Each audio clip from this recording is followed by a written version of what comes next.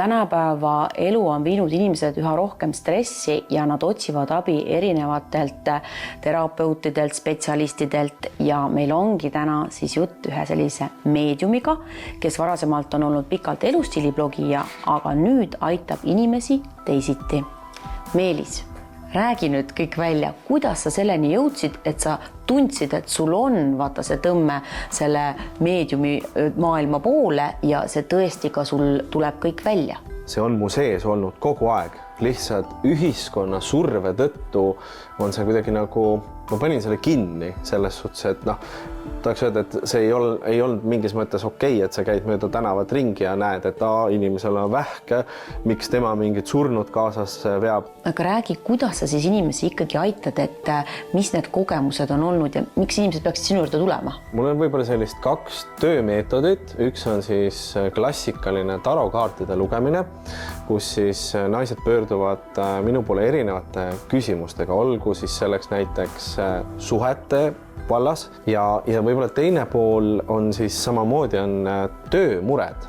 Ehk siis, kui inimesed soovivad näiteks vahetada töökohta, neil on see mõte, see soov on sees, aga nad ei tea, nagu, kui ma nüüd siit töölt ära lähen, mis sealt saab, siis tegelikult saab selle vastuse minu käest. Ja veel üks suund, mis on mulle isiklikult nagu väga hingelähedane, on siis suhtlemine lahkunutega.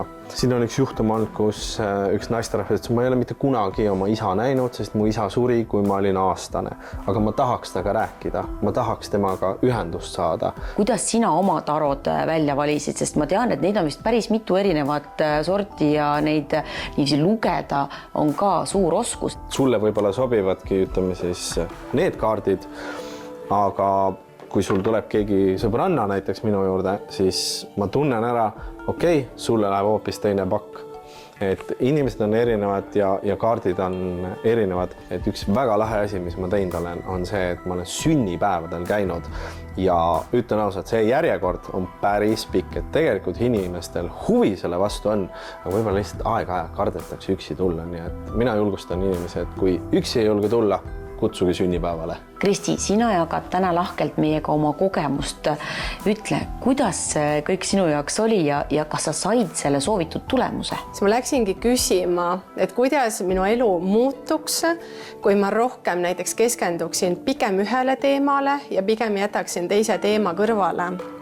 Ja loomulikult, kui ta hakkas siin selgitama, tõi nende kaartide sisu nähtavale, siis minus tärkas, ma märkasin seda kohta, et vau, et tegelikult ma ju tean seda vastust.